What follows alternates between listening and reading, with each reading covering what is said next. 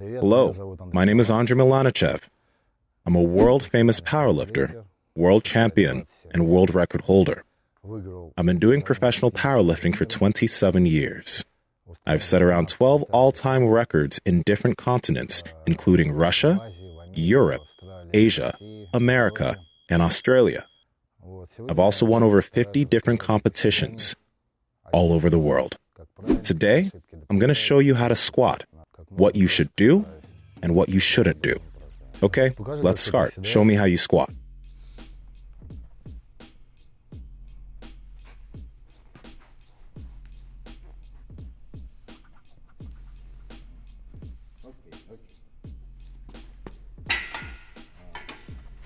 How do you squat? From the monolift? Do you walk it out? Always walk out. So when you walk out your squat, you make one mistake, and the mistake is unracking the bar with a wide foot position. If you unrack the bar with a wide foot position, it makes it very hard for you to perform a good walkout. When you unrack the bar with a wide foot position, you waste a lot of energy, and you also don't involve as many muscles as possible in the process. In contrast, when you unrack the bar with a closer foot position, this is a stronger position. You involve all of your strength in this movement. When you unrack the bar with your feet close to each other, it's much easier to open up when you walk out. It's really hard to walk out with a wide foot position. This is where we see the difference between squatting with a monolift and squatting with a walkout. When you squat with a monolift, you already set yourself in the position of this squat. When you perform a walkout, you have to set up the position for the walkout and then the position for the squat. It's just as uncomfortable to squat with a narrow foot position in the monolift. So, a wider foot position for those who squat from the monolift and a narrow foot position for those who squat performing the walkout. So to sum it up, when you perform the squat with a walkout, your starting foot position is not very close, but a bit closer than shoulder width. When you perform the squat from a monolift, your starting position is the same as the position from which you squat. This is just what I figured out in my career. I'm not saying it's the absolute truth. It's just what I found throughout the 27 years of my lifting. Okay, let's try it again, but let's do something new. Closer. Head up.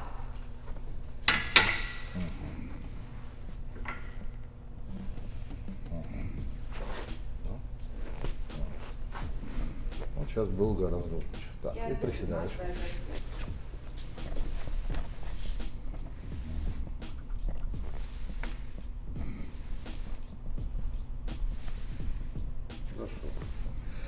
Try to open up your toes a little bit.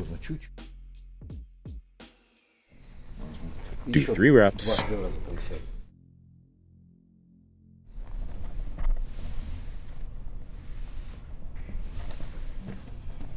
And 2 more.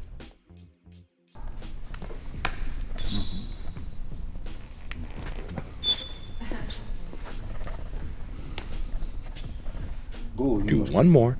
Head up. Yep. That's much better. 1 more. That's really good.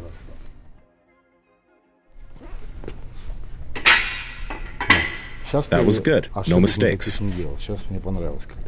Let's put some plates on. Let's put some plates and see how it goes with weight.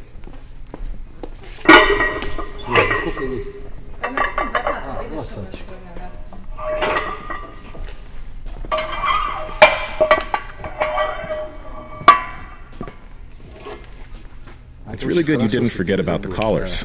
That's very important. I coach high schoolers, and so I've made that mistake before, assuming that they'd be good not having the collars on there, so can never be too careful. Another very important thing before squatting is to measure the proper height, because if the height is too high, your unrack when you unrack the bar is going to be with straight feet.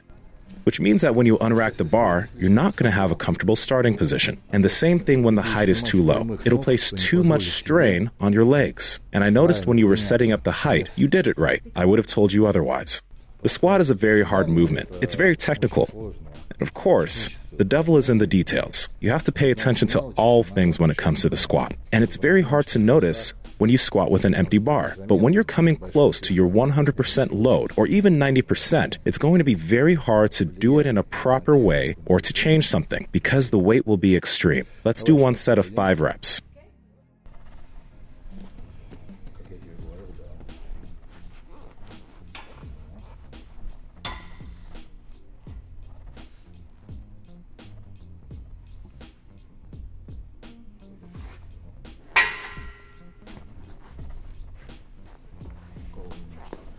Head up.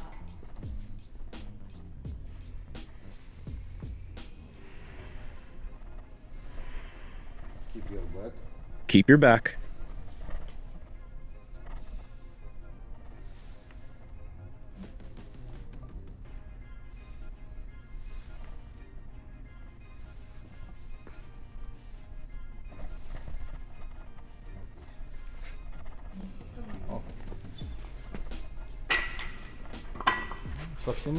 It's not bad.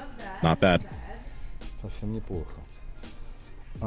It's also very important to pay attention to the breathing. You go down, you inhale. When you go up, you exhale. Because if you go down while exhaling, you will relax your muscles. Let's add some more weight and do it at a regular tempo. Not very fast, but in an even tempo. Sounds good.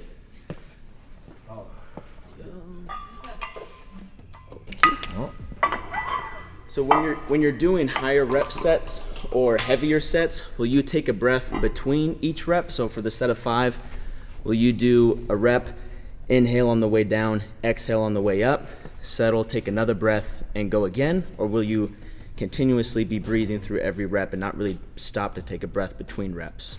No, I'm not doing anything in excess when it comes to squatting. I'm not taking any additional inhales because I think it could make me dizzy. I'm not doing anything excessive or unnatural because the squat is a natural movement.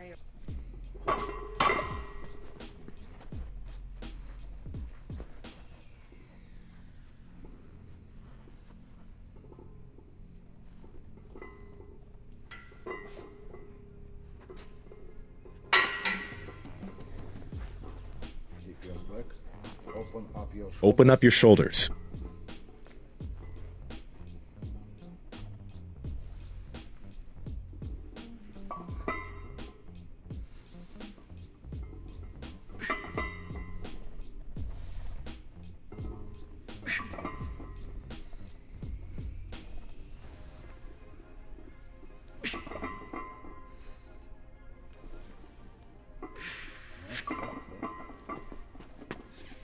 Easy, easy. Everything is good, but don't bounce. Make it more natural. The form is good. I don't see anything here really bad. Let's do one more set. Do it well. Don't feel like it needs to be too perfect. Just do it and do it naturally. In squat, it's very important to pay attention to the tightness of your back because the squat begins with the back. That's why I'm always saying, keep your back. If you lose the tension in the muscles in the back, you lose the movement itself. You will always need to keep your back tight and squeeze your shoulder blades so that the muscles will be strong under tension, and this will help you perform the lift. And it's also very important to open up your toes and keep them open. This means that your knees will also go out, which will help you have a more stabilized and balanced position. If your toes are too close to each other, your knees will also be moving forward, which means that all the weight from the barbell will be moving you forward too much. And by the way, it's very important to pay attention to the placement of the bar on your back. If it's too high, more of the load will go to your legs. The main thing about the squat in powerlifting is you need to squat as much as possible. And to squat as much as possible, you have to include as much muscle as possible. That's why you put the bar lower on your back, across the area of the trapezius and the rear delts. And putting the bar lower will help put the load throughout your whole body, not only your legs and not only your back. And this will help you squat as much as you can. Собираешь спину, вставляешь ее, правильно. О, и с двух ног снимаешь прям. And on record with your both feet. Встаешь, Legs. спокойно, оп, отходишь. Все. Работаешь спокойно, спокойно. На вдохе, на выдохе встаешь. Оп. Хорошо. Спокойно. Изи, изи. Угу. Окей.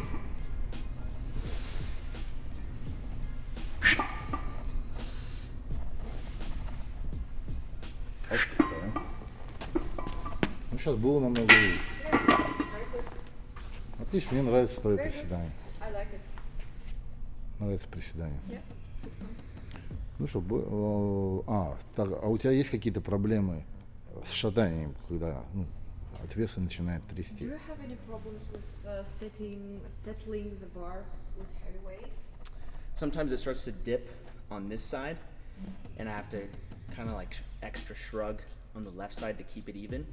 Да, So you can avoid this problem now because you will keep your back tight and squeeze your shoulder blades, which will help you make sure it's even on both sides. Because you will keep your back tight and squeeze your shoulder blades, which will help you to keep the bar balanced. And also pay attention when you work. It should be even on both sides. примерно вот так вот, ну, смотри.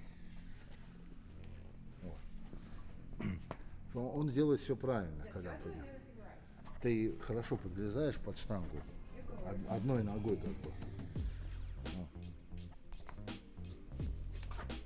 This is how I fix the bar on my back. Максимально. And I put my other leg under the bar and unrack it. And now it's fixed. Вот. Все, она уже у меня никуда не съедет. It's fixed. And it won't roll down or whatever. Вот. Так что But in general, your squat is good. делает. Just always pay attention to your back. It should always be tight. One important thing about the squat is your core is responsible for the strength of your squat. There's no point in doing the abdominal crunch without weight or without a lot of weight. It's better to train your core with weight. So let's say you can take a plate and you can do strength training with your abs. Your core is your second back. It will help you prevent injuries and to have a more balanced and stabilized position. Your core is your second back. It protects you. It will help you make your squat and all the lifts stronger. When you were training to break world records and stuff, were you training in a lot of weighted ab flexion stuff, so weighted sit-ups or heavy leg raises, or was it more so carries and staying upright and in a strong neutral position? I was doing ab crunches with weight, with a 50-kilogram plate. Of course, you don't need a 50-kilogram plate. And I was also doing planks with weight on my back. And later, I preferred planks only, weighted planks. I'm not a power lifter. I'm just strength training in the gym, but a lot of people who watch this YouTube channel are power lifters and do compete. Does the form of your squat change at all when it comes to using sleeves or wraps? Yes, it changes greatly. With the help of knee wraps, you can squat more. And the thing is, if you started squatting in knee sleeves, and then you decided during the same prep to make the transition to knee wraps, it wouldn't be good for you. Because when you squat in knee sleeves versus when you squat in knee wraps, you're performing different movements, and you have different loads on your body. So if you make the transition from knee sleeves to knee wraps, you won't be able to squat as much as you want, because the most important part of the prep was in knee sleeves. It's very individual regarding how much you can squat in wraps or sleeves. The same thing goes for equipment. Some people benefit a lot from bench shirts. My numbers are very similar, raw versus equipped. It's very hard to define which will bring you more benefit. It depends on your personal body mechanics. These things are very individual. As you were coming up and training, what were the one or two favorite squat accessory exercises that you used that helped contribute to your big squats in your career?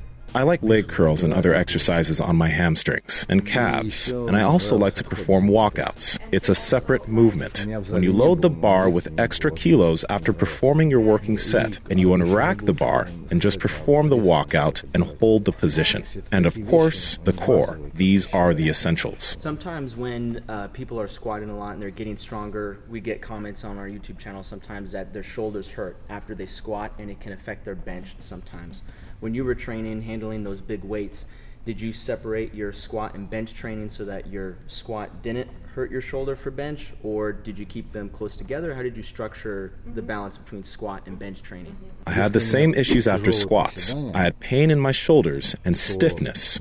And what I figured out is that I never performed heavy bench press after a heavy squat. The setup of my training schedule was squats on Monday and bench presses on Wednesday. So let's say I had a heavy squat session on Monday. Then on Wednesday, I would do a very light bench press session. This helped me to prevent the overload of my muscles and prevent inflammation. Because previously, I was training heavy on both days, but I realized that it took a lot of time to get rid of this inflammation and pain. So when I started doing heavy squat on Monday and light bench on Wednesdays, I stopped having this problem. Especially if you squat with a narrow grip position as I have, you overload the joints in your upper body. And even if your grip is wide, you load your upper body too much. And it really helped me when I switched to the schedule of heavy squat sessions on Monday and light bench press sessions on Wednesday. The same rules apply to the deadlift. Let's say I have a heavy deadlift session on Friday. I will have a very light squat session next Monday. In my experience, it's better not to do 2 heavy sessions in a row.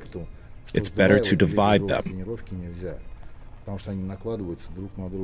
You won't feel this in the beginning of the prep. You're motivated and you're energized. But as you come closer to the competition, you will feel extremely fatigued. Heavy squat, light bench press on the same week. Heavy deadlift Friday, and light squat next Monday. And this is the periodization within a week of training. What are your thoughts, Andrey, on specialty bars? Right now we have a 45-pound power bar, but in your training, did you ever use a safety squat bar? Did you ever use a cambered bar at all? I never used them. I've never tried them. It's very basic in Russia. Maybe now some gyms have them. But when I was prepping and competing, I was only squatting with the classic Texas bar. I do not think this is bad. I like the safety squat bar because it excludes the load from your upper body. I think it's a good bar for somebody doing strongman competitions, but I've never tried them. As you were coming up and as your squats started to get heavier and heavier, how did your training change as you were a beginner, as you progressed to a more intermediate lifter, and progressed to breaking world records? A lot of people make the same mistake when they try to train the same way in their 30s and 40s as they did in their 20s. Aging and becoming older, you need more time to recover. Previously, I was training heavy throughout the week, doing a lot of volume.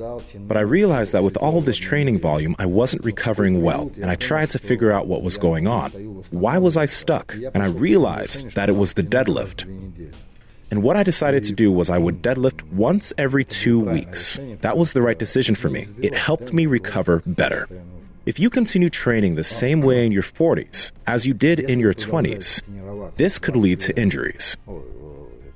And if you continue doing a lot of volume, especially in accessory movements, it'll lead to different injuries. When you become older, your body is not able to recover as fast as it did when you were younger. And that's why a lot of lifters begin experiencing injuries with triceps, elbows, and shoulders. To cut a long story short, the older you become, the less volume you have to train because your body has less ability to recover and it takes more time. If you implement the proper way of programming, you can progress in your 20s, 30s, and 40s, despite aging and becoming older. It's all about the right programming. If you had one tip for someone just starting to get into powerlifting, just starting to mess around with some strength training, what would your one piece of advice for them be? Start with building a foundation. Start with a lot of accessory movements. Never go less than 3 reps. Start with more volume, 8 reps, 15 reps. Never use stiff knee wraps. Use lighter ones. It's very important to train volume and very light for the first 3 years of your career. You have to build a foundation for proper strength training in the future. We see it a lot of times where somebody enters the gym and starts squatting with 1 rep maxes during every training session and going as heavy as he can. And then we'll see that next year he gets injured and starts blaming everything and everyone. And his career has ended before it has started. And that's not exclusive to powerlifting. That's for every sport. That's everything I have to say about squats. If you like it, please like the video. And don't hesitate to ask any questions below, and I will try to answer them. See you later.